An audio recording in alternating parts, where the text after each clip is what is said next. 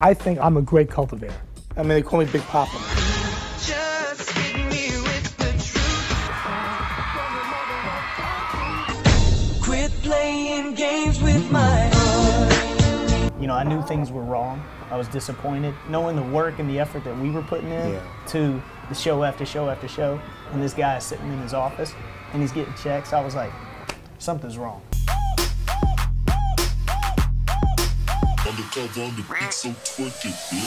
Bonjour, bonsoir tout le monde, je suis ravie de vous retrouver aujourd'hui pour une nouvelle vidéo et aujourd'hui nous allons parler de l'impresario slash homme d'affaires slash escroc Lou Pearlman. C'est lui qui est à l'origine des Backstreet Boys et des NSYNC. Donc on va parler de la formation du groupe et des procès qui en ont découlé à cause justement des arnaques de Lou Pearlman. C'est parti. Lou Pearlman, c'est le cousin germain du chanteur Art Garfunkel, de Simon & Garfunkel, donc qui grandit à New York et il a une passion depuis gamin pour les avions et également pour les dirigeables. Et dès les années 80, il va commencer à fonder ses premières sociétés, dont Airship Enterprises, sauf qu'il n'avait aucun ballon dirigeable, donc il a dû trouver des investisseurs. Donc il a réussi à persuader les propriétaires de Jordache, j'espère que je prononce bien, Jordache Jeans, de signer un contrat avec lui, sauf que dès le premier vol de ce ballon dirigeable, il s'est écrasé. Mais pas de panique,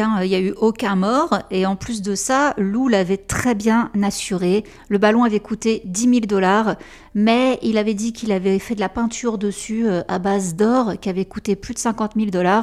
Bref, je ne sais pas comment il s'est débrouillé, mais il a réussi à assurer ce ballon dirigeable à plus de 2,5 millions de $. Donc il a touché 2,5 millions de $ d'assurance. Il a également loué les services de ces ballons dirigeables à des entreprises. Ça lui a rapporté 3 millions de $ en 1985 et il a même obtenu un contrat avec McDonald's. Donc en fait, il faisait la pub sur les ballons dirigeables qui se baladaient dans la ville. En 1991, il déménage en Floride. Il délocalise donc son entreprise Airship là-bas, sauf qu'ils vont tous se cracher les uns après les autres et à chaque fois c'est la même chose, ils touchent une belle assurance. Bon, vous avez compris, déjà ça pue l'arnaque à l'assurance. De là, ils fondent une entreprise qui s'appelle la Transcontinental Airlines et ce nom Transcontinental, il va le décliner dans plein d'autres entreprises, maison de disques, même une chaîne de pizzeria, également une enseigne de yogourt et un jour le manager des New Kids on the Block le contacte.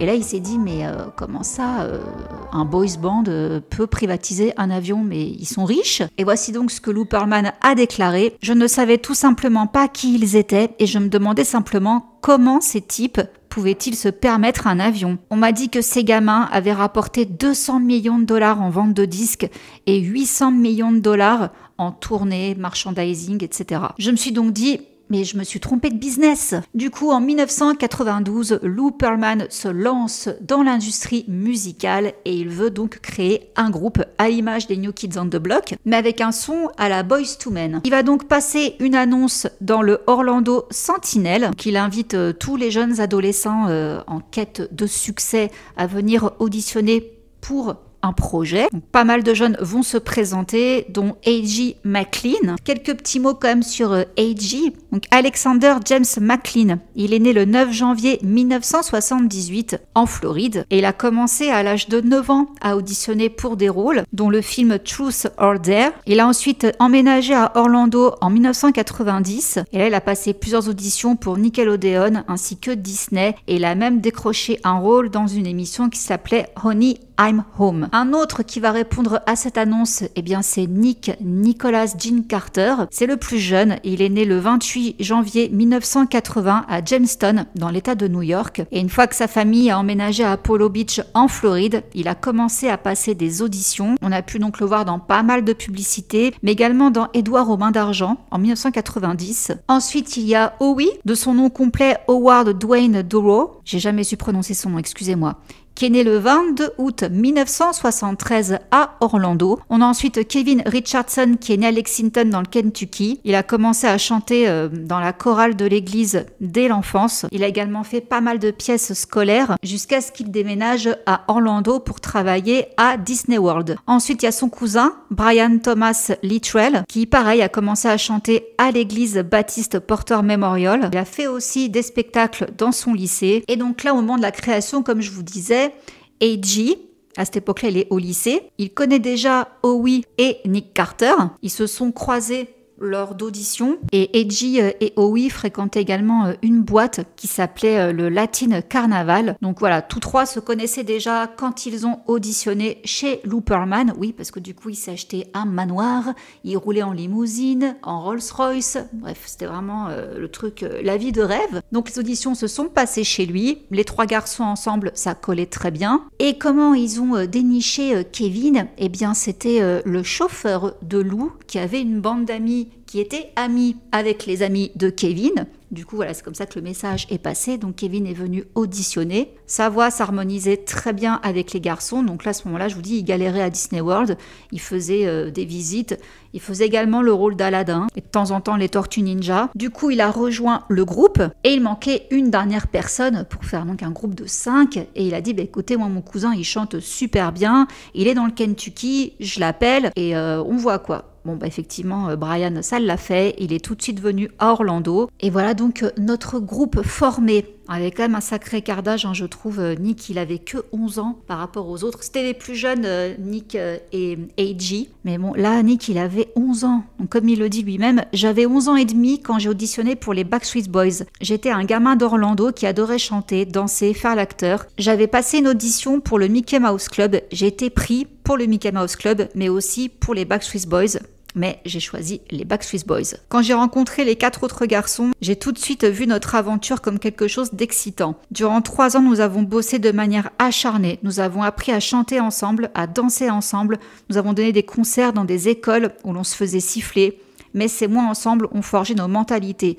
Ils nous ont donné le goût de l'effort et nous ont permis aussi de devenir une véritable famille. Alors effectivement, tout de suite, le groupe est devenu inséparable. Ils ont commencé petits. Ils ont fait des reprises a cappella de leurs chansons préférées.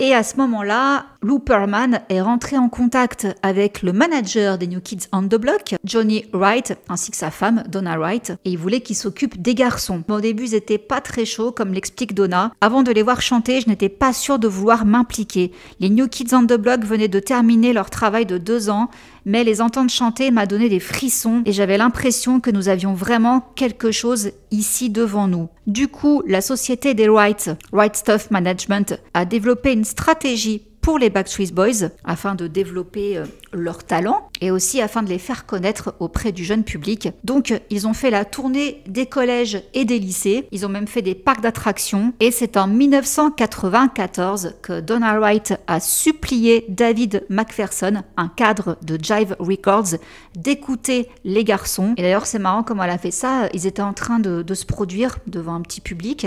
Et avec son téléphone, en fait, elle a fait écouter au cadre de Jive les Backstreet Boys. Et bah, rien que déjà, en écoutant au téléphone, il a bien aimé. Et en plus, quand il a entendu les gamines en train de hurler, il s'est dit « Ah, effectivement, il y a peut-être un truc ». Du coup, il a signé les Backstreet Boys. À ce moment-là, Lou, il a vraiment investi très cher sur les garçons. Il a investi 3 millions de dollars, donc l'argent qu'il avait reçu des assurances. Il leur a fait profiter de sa maison, de la belle vie, des grands restaurants, de son jet privé. Bref, il y avait vraiment un laissez-passer partout, le type. Et il a payé les meilleurs coachs vocaux, les meilleurs professeurs de danse aux Backstreet Boys. Et les gamins, ils n'arrêtaient pas, quoi. Ils bossaient 18 heures par jour jusqu'à l'épuisement. Bah, d'ailleurs, ils s'entraînaient beaucoup dans l'entrepôt de la compagnie aérienne de Lou. Donc, ils crevaient de chaud, il n'y avait pas d'aération. Et encore une fois, je reviens là-dessus. Hein, Nick, il avait à peine 12 ans et le gamin, il bossait autant qu'un adulte. C'est même 18 heures par jour, c'est énorme. Surtout quand c'est pour danser, chanter, faire des acrobaties, etc. Bon, bref. It's a long day, and at the end of the day, they plop down in their bed, which they don't know where they are sometimes, you know. They forget what city they're in or what country they're in. Et il a continué à gâter ses protégés. Donc, encore une fois, hein, lui, c'est le créateur, celui qui est derrière. Mais c'est le couple Wright qui savait hein, tous les filons de cette industrie. Mais il payait tous ces gens-là, quoi. Habituellement, un label n'est pas disposé à dépenser 5 à 10 millions de dollars pour un groupe qui n'a jamais joué en concert auparavant. Mais il l'a fait parce que c'était pas son propre argent. Il voulait passer du temps avec eux. Ils l'appelaient tous Big Papa. Il voulait être une figure paternelle. Quand ils ont signé avec Jive, ils sont partis en Suède pour enregistrer leur premier single. C'était en 1994. C'est We've Got It Going On.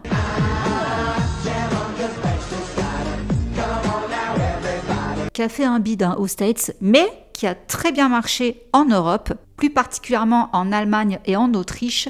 Et du coup, il les a lancés en Europe. Il s'est focus là-bas, donc les garçons ne rentraient plus chez eux. Les familles ne pouvaient pas suivre. Donc, par exemple, je vous prends le cas de Nick, qui était tout petit. Eh bien, les parents ont carrément signé un document pour que ce soit Brian, le tuteur légal de Nick. Alors que Brian avait à peine 18 ans. Nick Carter a d'ailleurs dit que c'est le groupe qui l'a élevé plus que sa propre famille. Il le protégeait et considérait comme leur petit frère. Il l'appelait Little Nick. Et donc Brian a joué un rôle primordial, ce qui était quand même une sacrée responsabilité pour ses épaules. Est-ce que c'est pour ça qu'ils ont eu pas mal de frictions par la suite? Je sais pas. J'ai vu des interviews beaucoup plus tard, hein, où on les voit s'embrouiller quand même assez bien, Nick et Brian.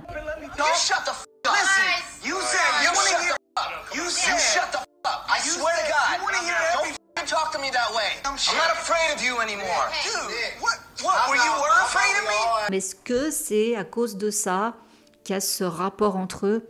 Je sais pas, c'est juste une petite idée comme ça en passant. Bon, toujours est-il que, comme je vous disais, là-bas, les garçons, ça va continuer. Ils vont faire des heures et des heures. Donc, ils vont pas mal rôder à travers l'Europe. Nous avons signé un contrat en 95 et nous avons enregistré notre premier disque en Suède. Ça reste un souvenir formidable. Nous étions tous les 5 dans un pays où on ne parlait pas la langue. C'était nous contre le reste du monde. Mais tout s'est bien passé et nous avons commencé à être diffusés en Allemagne, puis en France.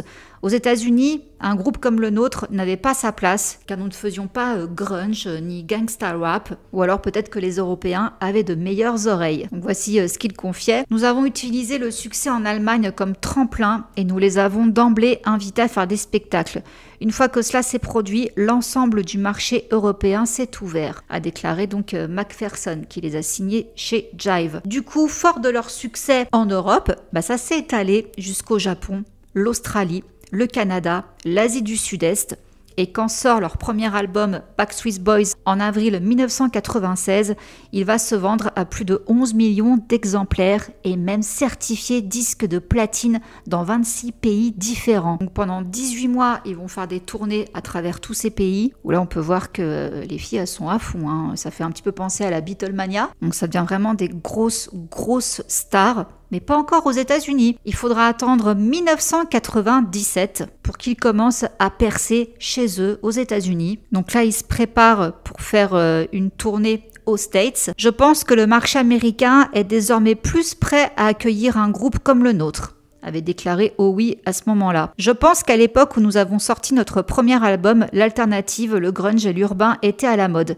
Aujourd'hui, nous sentons que la musique pop commence à revenir un peu. Du coup, quand ils sortent leur album aux États-Unis, là on met le paquet sur la promotion. Et là donc sort Backstreet's Back et ça devient un énorme succès.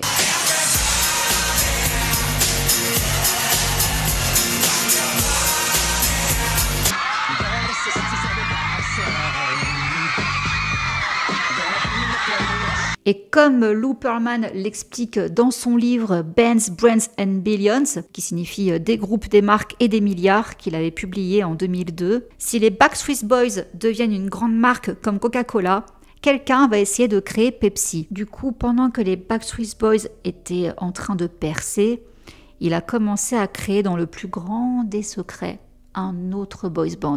Et franchement, j'ai envie de vous dire que on peut reprocher énormément de choses à ce mec-là, mais il était vraiment malin. Parce que oui, il avait raison. À un moment donné, on voit le succès des Backstreet Boys. Déjà, il y avait eu les New Kids avant. Bon, je trouve qu'il a eu de la chance de réussir à faire percer les Backstreet Boys. C'est ça aussi le truc, c'est que dès le premier coup, en fait, son premier groupe, bam, il perce. Donc oui, au lieu d'attendre que quelqu'un d'autre reproduise la même formule et bam, finalement, le fait qu'il se fasse concurrence à lui-même, c'était pas du tout une mauvaise idée, quoi. C'est même du génie. Même si, ouais, je comprends que les Backstreet Boys l'aient très mal pris par la suite. Mais donc, qu'est-ce qu'il était en train de mijoter dans leur dos? Et depuis quand? Bah, depuis 1994. Donc en fait, quand les Backstreet Boys commençaient à sortir leur premier single, ils savaient que ça allait marcher, du coup il a commencé à recruter pour un autre groupe, mais il fallait que personne ne le sache. Comment ça s'est passé donc pour les NSYNC? Alors déjà, on a Chris Kirkpatrick qui a été le premier sur le coup. Et Chris, quelques petits mots sur lui quand même parce que son parcours est très très touchant. Il est né le 17 octobre 1971 à Clarion en Pennsylvanie d'une mère célibataire qui l'avait eu très jeune. Après, il a eu 4 demi-sœurs et ils ont grandi dans la misère. C'était vraiment la pauvreté. Il vivait dans une caravane, il n'y avait pas d'électricité, il ne mangeait pas à sa faim, il était maigre. Du coup, dès qu'il a pu commencer à travailler, toute sa paye, il a donné à sa mère pour subvenir aux besoins de la famille. Trop mignon. Mais en parallèle, il a fait du chant. Déjà, sa famille, c'était une famille de chanteurs. Ils touchaient tous à la musique. Donc lui aussi, ça l'intéressait. Donc déjà, dès l'école, il a fait des spectacles musicaux. Il a aussi participé à des chorales. Il a quand même été à l'université. Et là, il a participé également à des groupes a cappella. Puis il est devenu chanteur doo-wop au studio Universal. Donc ça, c'était son travail. Et quand Looperman l'a entendu chanter, il a été subjugué. Du coup, il a dit « Écoute, j'ai envie de créer un deuxième groupe, donc je te charge de trouver les autres membres et c'est moi qui finance tout. » Ok, donc en fait, c'est Chris qui a formé les NSYNC. Il a réussi à avoir la main sur une cassette que Looperman lui avait donnée. C'était une démo de Justin Timberlake. En fait, c'était sa mère qui avait fait une compilation de tout ce qu'il avait fait au Mickey Mouse Club, à Star Search, etc. Du coup, il a appelé la mère de Justin. Justin est venu. Ensuite, Justin a recommandé Jesse, parce qu'il le connaissait donc du Mickey Mouse Club. Donc Jesse est venu rejoindre l'aventure. De son côté, Chris, il connaissait déjà Joey, parce que lui aussi, il bossait à Universal. Il faisait le rôle d'un loup-garou dans un spectacle. Et le 5e membre, c'était un certain Jason Galasso. Donc là, on a pour rappel Chris Kirkpatrick, Justin Timberlake, Jesse Chazez, Joey Fatton et Jason Galasso. Au moment de signer leur contrat avec le label de Looperman, Jason se rétracte. En fait, il faisait déjà partie d'un autre groupe qui était plus hip-hop. Du coup, il a dit non, finalement, je veux pas. Et il le sentait pas, en fait, le contrat. Et mon Dieu, qu'il avait raison. Du coup, c'est ballot parce que la mère de Justin avait déjà trouvé le nom du groupe, NSYNC, qui signifie en synchronisation. Mais chaque lettre de NSYNC correspondait également à la dernière lettre du prénom de chaque membre. Donc là, le N, il est plus là. Donc, déjà, il faut trouver un autre membre. Priorité. Et Justin a demandé à son coach vocal s'il avait quelqu'un à lui recommander et il connaissait Lance Bass. En fait, il cherchait un garçon qui avait une tonalité basse. C'était juste ce qui leur manquait. Du coup, Lance, quand il s'est présenté pour chanter avec les garçons, l'harmonie était parfaite, sauf que son nom collait pas avec la lettre N, parce que Lance, ça finit par un E. Du coup, ils l'ont renommé en Lanston. En plus, je crois que c'est même pas son premier nom. En fait, il s'appelle James. Lance, c'est son deuxième prénom. Bon, à l'histoire que ça colle, ils ont changé son nom Lanston pour que ça finisse par un N. Voilà, pour la petite histoire. Donc, le groupe est formé. Looperman va faire la même chose qu'avec les Backstreet Boys. Il va leur vendre la vie de rêve dans son énorme manoir. Les gamins vont kiffer, mais il faut que ça reste un secret. Chut. Donc, c'est-à-dire que même sur les papiers de son entreprise, ils sont renommés B5, B5, pour pas qu'on sache qu'il s'agit d'eux. Donc, il va leur faire goûter à la belle vie, mais il va également leur prendre une maison. Donc, ils vont habiter tous les 5 ensemble. Et là, ils vont travailler exactement comme les Backstreet Boys. Ils vont travailler 18 heures par jour. Ils vont faire des cours de chant, des cours de danse. Bref, exactement la même recette qu'avec les Backstreet. Et ils vont enregistrer leur première performance au Pleasure Island à Orlando. Ce sera leur démo pour les maisons de disques. Et après plusieurs mois de travail acharné dans cette maison, Lou estime qu'ils sont prêts. Du coup, il les présente encore à Johnny Wright, le manager des Backstreet Boys. Du coup, pareil également, ils vont partir en Suède pour enregistrer leur album.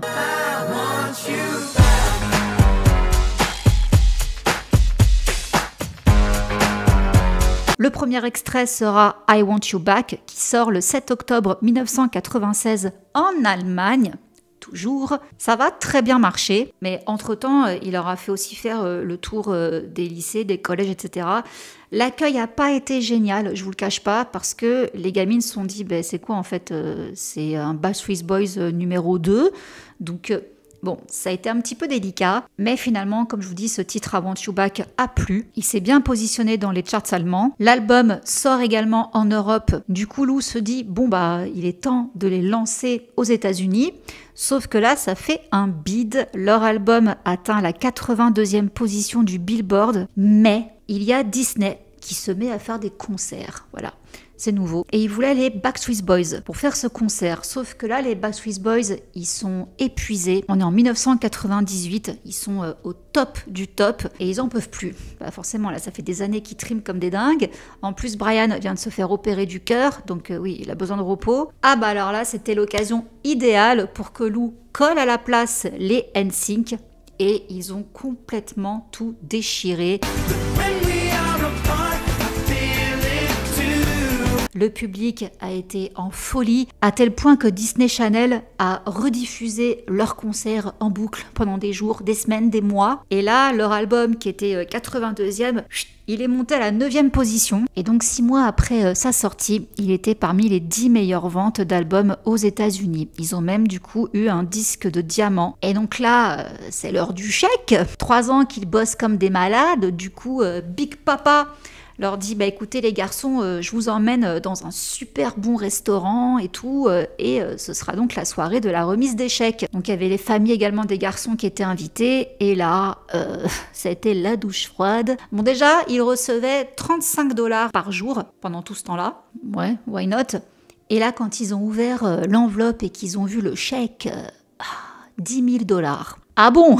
Pour tout ce qu'on a fait, toutes ces années, toutes ces heures, aucun jour de congé. Du coup, ils se sont dit, il y a un problème. Donc, il y a JC qui a montré le contrat à quelqu'un de sa famille qui était avocat. Et là, il a dit, mais ça va pas du tout. En plus, votre Lou Pearlman, il s'est autoproclamé dans le contrat comme 6e membre de votre groupe. Oui, le type, il a cru qu'il était un NSYNC, donc sur les papiers, c'est le 6e membre, mais c'est pareil chez les Backstreet Boys. Il est aussi, dans le contrat, le 6e membre des Backstreet Boys. Donc non seulement il touchait la même chose en fait que les garçons, comme si qu'il faisait les concerts, comme si qu'il avait fait toutes les répètes, etc. 6e membre, quoi. Mais en plus, il touchait également sa grosse part en tant que manager. Donc voici ce que Lou Pearlman disait. « Je crée de la confiance en disant aux gens que s'ils investissent dans notre succès, j'investirai dans le leur. » Bon, autant vous dire que là, ça passe plus en fait. On a Lance, par exemple, qui dit que quand il a vu son chèque, c'est à ce moment-là que j'ai su que nous étions exploités. Il y avait quelque chose qui n'allait pas. Nous avons immédiatement commencé à appeler des avocats et effectivement, il s'était fait complètement arnaquer. Du coup, les NSYNC voulaient aller signer chez Jive Records et c'est là que Lou les a attaqués en justice, carrément, oui, ça lui a pas plu. Et là, même la juge, elle a halluciné quand elle a vu le contrat. Donc, dans ce contrat, Lou était propriétaire du nom NSYNC. Il avait donc droit à 90% de leurs revenus et en plus il était, comme je vous dis, 6e membre. Bon, elle a statué en faveur des NSYNC. Donc en 1999, ils étaient enfin libres, ils ont pu garder leur nom, ils ont été signés chez Jive Records et ils ont sorti leur album No Strings Attached, qui veut dire en gros sans attache, quoi. Parce qu'ils avaient l'impression d'être un peu comme des marionnettes avec Lou, et c'est donc cette histoire qui leur a inspiré le titre de cet album, mais également le clip Bye Bye Bye.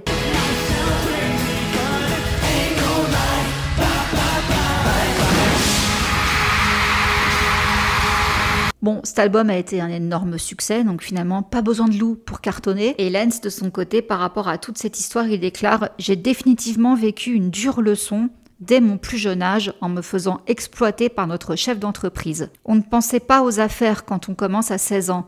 On se dit juste « je vais m'amuser, je vais faire de la musique et faire le tour du monde ». Et les Backstreet Boys, de leur côté, ils avaient déjà porté plainte 1 an auparavant pour la même chose en fait, dès qu'ils ont eu... alors eux, c'était pas mal aussi. Eux, c'était en 98 donc qu'ils ont porté plainte contre lui. Donc le premier qui a commencé à sortir les crocs, c'est Brian. C'est le premier qui l'a attaqué en justice. Ils avaient reçu 12 000 $ chacun par an, et ce malgré les tournées incessantes. Ils avaient vendu plus de 28 millions d'exemplaires en 1997. Du coup, pareil, c'est allé carrément au tribunal, mais ils ont finalement négocié un accord à l'amiable, et ils ont donné 64 millions de $ à Looperman pour se détacher de lui, quoi. C'était la seule chose à faire, selon AG. Par contre, petit problème qui va avoir de graves répercussions par la suite, c'est que Looperman, il a eu un avocat pendant ses procès. Elle l'a pas payé.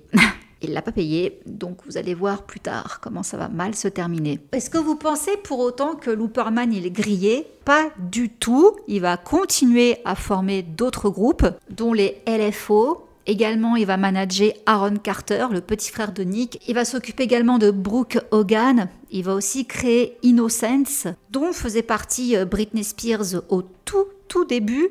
Sauf qu'elle était plus maligne. Elle a refusé de signer le contrat parce que, en fait, elle était pas chaude. Ça l'a vite saoulée et elle s'est dit non, en fait, je veux pas être dans un groupe, je veux faire une carrière solo. Heureusement pour elle. Il a aussi créé Natural, O-Town. Alors, O-Town, c'était particulier parce qu'en fait, à ce moment-là, les groupes, l'effervescence autour des boys bands commençait un peu à décliner, mais la télé-réalité commençait à monter en popularité. Du coup, le gars, il a fait un truc à la pop star, quoi. C'est qu'il a créé une émission qui s'appelait Making the Band, qui a été lancée sur ABC en 2000. Après, ça a été sur MTV en 2001. Et du coup, on voyait la création de ce groupe O-Town. Donc voilà, en fait, les jeunes partent du principe que peu importe les entourloupes de Lou, c'est pas grave. C'est Looperman, c'est le gars qui a fait des Backstreet Boys et de NSYNC, des stars mondiales. Donc, il faut signer avec lui. Et tant pis si le contrat...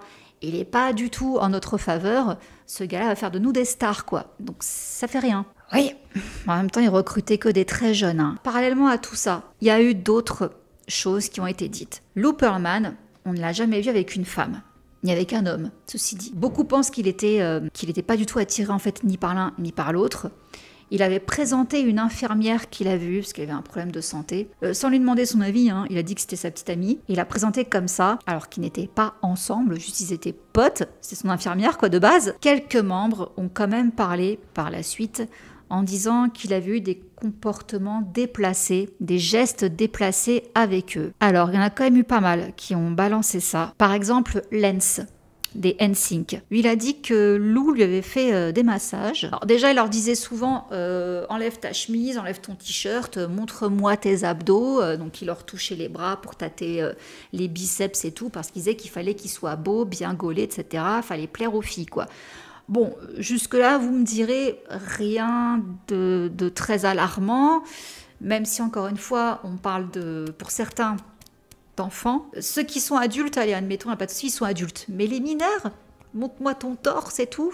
Bref, c'est pas terrible, quoi. Et du coup, voilà, il les tâtait vite fait. Mais Lance, qui donc était dans le placard, et ben il dit que quand il a senti Lou le masser, il s'est dit « Ok, je vois ce que tu fais ». En gros, pour lui, ce jour-là, il a compris que Looperman avait l'air d'apprécier les garçons. Les hommes, en tout cas. Et il y en a un autre qui a parlé, paix à son âme. Il s'agit de Rich Cronin, qui faisait partie du groupe LFO. Il en avait parlé à l'émission d'Howard Stern, où en gros il expliquait que Lou leur disait « Bon, bah écoutez, je vais vous emmener en Allemagne, chez des dirigeants de la musique allemande, sauf que je vous préviens, là-bas, c'est un peu particulier. » If someone spends a night at his place in Germany, you'll blow up on the charts. It's that easy. So before you go there, because you might go crazy, I'm going to help you do it. I know exactly what he wants. He goes, all he wants to do, pretty much touch you. Oh.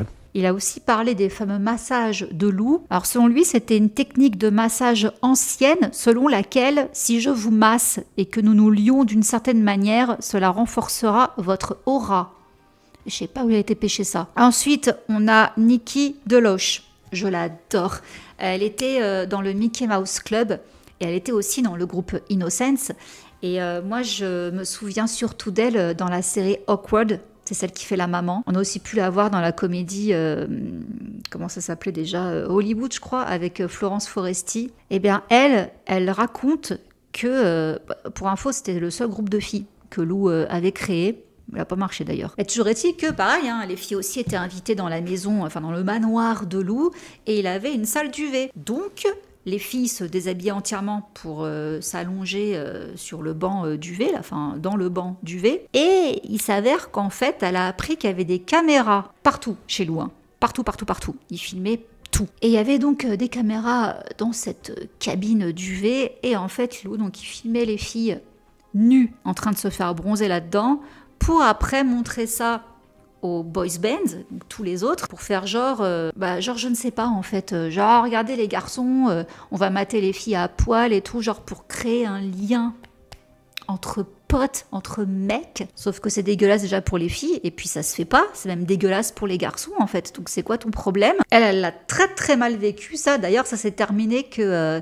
il a voulu lui faire signer un contrat, sauf qu'il y avait une clause de confidentialité dedans, où genre elle ne pourrait jamais dire ce qu'elle avait vu, entendu, vécu avec Lou. Elle lui a dit non, je signerai pas ça, je dirai quel genre d'homme tu es. Bon après il y a d'autres membres encore qui vont raconter des choses assez troublantes, notamment une espèce de bataille de polochons nus avec le groupe Tech 5 que Lou a aussi formé, dont l'un des membres a seulement 13 ans. Donc en fait le type il sortait de sa douche, il avait une serviette autour de lui et il est venu dans la chambre où dormaient les enfants et il s'est mis à sauter sur le lit avec eux, genre haha on s'amuse, et là bim la serviette tombe, je suis tout nu mais c'est pas grave, on s'amuse. Des trucs comme ça. Il leur aurait aussi montré des films pour adultes. Une autre fois, les garçons étaient dans la piscine et Lou s'est pointé à poil devant eux. Et apparemment, quand Lou ramenait les garçons chez eux, il leur disait « Chut, ne dis rien à tes parents » et les gamins ne répétaient pas. Il les a même emmenés dans un club de striptease. Et on a également Ashley Parker Angel du groupe O-Town qui raconte que un jour, il était dans la chambre d'hôtel de Lou. Il l'avait appelé, il a dit « Viens dans ma chambre, faut que je te parle ». Et une fois qu'il s'est pointé dans sa chambre, il lui a dit « Je vais te masser, j'ai fait des études en physiothérapie, encore un mytho ». Et donc il a commencé à le masser et là, Angel déclare « Tous les signaux d'alarme commençaient à retentir dans ma tête, du genre « Oh !» C'est ça dont tout le monde parle, parce que du coup ça commence à parler entre membres. Puis le téléphone s'est mis à sonner.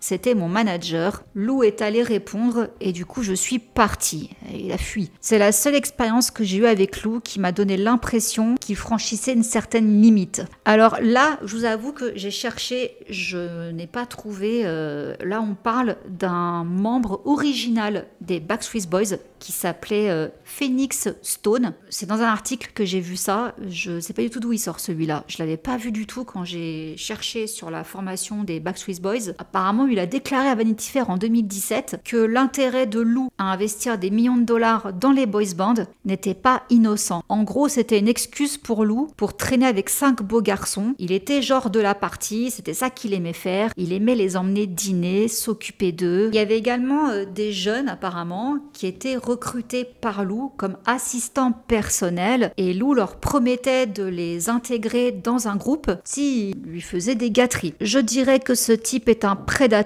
Tous les talents savaient quel était le jeu de Lou, a déclaré Steve Mooney. Alors lui, c'est un chanteur qui a été justement l'assistant de Lou Pearlman. Certains gars en ont plaisanté. Je me souviens qu'un chanteur m'a demandé « As-tu déjà laissé Lou te faire une gâterie ?» Et toujours ce Steve Mooney déclare qu'il avait demandé un jour à Lou ce qu'il faudrait pour entrer dans un groupe. « N'oublierai jamais ce qu'il m'a dit aussi longtemps que je vivrai. » Il s'est penché en arrière sur sa chaise dans sa robe en tissu éponge blanc. Il a écarté les jambes et m'a dit « Tu es un garçon intelligent, alors tu sais ce que tu as à faire. » Ça fait froid dans le dos. Et toujours ce Steve déclare qu'il y a un chanteur qui avait été ploté par Lou et qui lui avait dit « Écoute, si un mec veut me masser et que je reçois $1 million pour ça, je l'accepte. C'est le prix que je dois payer. » On a aussi la mère d'Edgy qui a remis en question les intentions de Lou en déclarant « En tant que mère, vous faites en quelque sorte le lien entre 2 et 2. Est-ce que tout cela est innocent ou est-ce plus? J'ai en quelque sorte pensé qu'il pouvait se passer des choses étranges. » Et il y a également Jen Carter, la mère de Nick, qui a été interrogée à plusieurs reprises sur un incident au cours duquel Nick a passé la nuit chez Lou. Il en est ressorti le lendemain bouleversé et ne voulait plus être laissé seul avec lui. Ça, c'était en 1997. La mère poursuit en disant « J'ai essayé de le dénoncer pour ce qu'il était il y a des années. J'espère que vous le dénoncerez car le scandale financier est la moindre de ces injustices. Je ne peux rien dire de plus.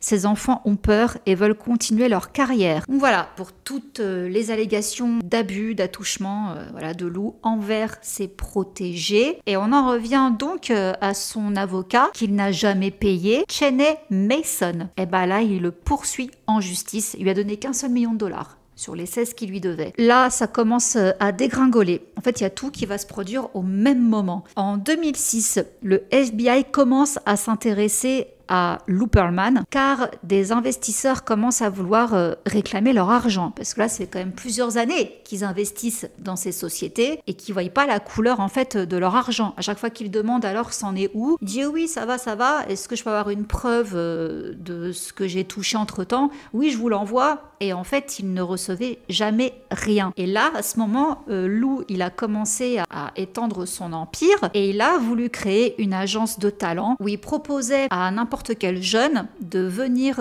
faire des séances photos parce qu'il faut avoir un book si on veut percer dans le milieu, première chose à faire. Et en fait, tous les gamins payaient et il n'y avait rien derrière qui suivait. Du coup, beaucoup se sont plaints et ces plaintes, à force, c'est remonté au FBI. Et comme je vous dis, après là, ça a été un engrenage en fait, un effet boule de neige. Donc il y a le bureau de régulation financière qui s'est attaqué à lui. Alors ils ont constaté qu'il devait 96 millions de dollars à ses investisseurs, mais il possédait moins de 15 000 dollars sur son compte en banque. C'est le relevé qu'il leur avait donné. Et que c'était d'ailleurs aussi pour ça qu'il ne pouvait pas rembourser son avocat. Sauf qu'ils se sont rendus compte que ces papiers étaient faux, parce qu'il avait fait une déclaration quelques semaines plus tôt et le chiffre n'était pas du tout le même. Alors qu'est-ce qu'ils ont trouvé d'autre? Que sa Transcontinental Airlines n'existait pas, elle existait que sur papier. En fait, la brochure, on voit un avion qui décolle, c'est une maquette. C'est lui qui la tenait à la main, il a été faire des photos devant un aéroport et la photo était coupée avant qu'on voit sa main et il a fait croire comme ça qu'il avait des avions. Franchement, je rigole parce que c'est malin, c'est tellement con, mais c'est malin. Et les gens, en fait, je me dis, ouais, mais comment ils se sont fait arnaquer, ça fait de la peine parce que ça allait très loin cette histoire. Il y a des retraités qui ont investi pour donner quelque chose à leur descendance, ils n'ont plus rien eu. D'autres gens qui étaient pas très riches, c'était toutes leurs économies, ils ont investi pour essayer d'avoir une meilleure qualité de vie, ils ont tout perdu. Et dans l'histoire, il y a même eu un mort parce qu'il y a un de ses amis, je vais pas dire amis d'enfance parce qu'ils étaient déjà adultes, mais bref, un type qui venait juste de finir le lycée, qui était passionné d'aviation, qui a rejoint Lou dès le début, dans la création donc de ces dirigeables-là, qui a travaillé avec lui après pendant des années. Et bien ce type-là, il avait conseillé à sa mère d'investir chez Lou. Et quand il s'est rendu compte de la supercherie, donc des années plus tard, eh bien il s'est ôté la vie. Voilà, par exemple, jusqu'où ça a été. Donc conclusion, alors oui, le succès des Backstreet Boys et des NSYNC était réel. Il disait à ses investisseurs qu'il avait encore d'autres compagnies et tout, mais pour les charmer, eh bien il amenait à des soirées privées ses poulains, donc les Backstreet Boys et NSYNC, pour montrer à quel point ils étaient doués, tout ça, et que donc, voilà, c'était un homme d'affaires qui savait ce qu'il faisait, et que donc, il pouvait lui faire confiance les yeux fermés. Donc, du coup, les gens se sont dit, ah ouais, quand même, ils sont doués, ils ont du succès et tout. Bon, ce gars-là, on peut investir dans ces entreprises, quoi. Mon Dieu. Alors oui, ça, le succès de ces deux groupes était réel, mais les entreprises dans lesquelles les gens investissaient, elles n'existaient pas. Et toutes ces entreprises donc étaient hébergées sous la maison mère, Transcontinental. Donc selon lui, il avait une compagnie aérienne, comme je vous dis, un studio de cinéma, un studio de musique, une agence de talent, une agence de voyage, des restaurants et également des biens immobiliers. Et c'est dans tout ça que ces investisseurs pensaient mettre leurs billes. Donc il avait créé une fausse compagnie aérienne, mais aussi une fausse banque allemande et ainsi qu'un faux cabinet de comptables en Floride. Que du flan. Donc au total, plus d'1 millier d'investisseurs y ont laissé un total de 300 millions de dollars et les banques, quant à elles ont perdu 200 millions de dollars. Donc sur 500 millions de dollars, seuls 10 millions environ ont été récupérés. Le reste, on ne sait pas où il est. Est-ce qu'il a tout flambé ou est-ce qu'il a stocké cet argent ailleurs? C'est un énorme mystère. Son dernier groupe, Natural, une fois qu'il s'est séparé, ce groupe, il a gardé avec lui un des membres qui s'appelait Johnson. C'était en 2004. Lui, il avait entièrement confiance en Lou et en son sens des affaires. Du coup, il a voulu monter une entreprise avec lui, une entreprise de divertissement. Du coup, ils ont voyagé ensemble un peu partout pour rencontrer des investisseurs. Bon, finalement, tous les voyages qu'ils ont fait à travers l'Europe, ça n'a rien donné. Mais Lou persistait, disait qu'il ne voulait pas rentrer chez lui. Et là, il a vu Lou en train de falsifier des documents. Il lui a dit, mais qu'est-ce que tu fais ? Il lui a dit non, t'inquiète pas, c'est comme ça dans le showbiz et tout, c'est rien. Il s'est dit, ouais, il y a un truc bizarre. Bon, il est rentré chez lui. Donc là, ils étaient à Bali, donc il a laissé Lou à Bali. On est au printemps 2007. Et c'est un touriste allemand, en fait, qui était en vacances avec sa femme à Bali, qui a reconnu Lou Pearlman. Il a pris une photo de lui et l'a envoyé à une journaliste en Floride, qui l'a transmise au FBI. Du coup, le FBI s'est rendu sur place. Ils ont été pour manger, ils avaient faim d'abord. Ils ont été manger dans un restaurant. Et qui y avait derrière eux? Lou Pearlman.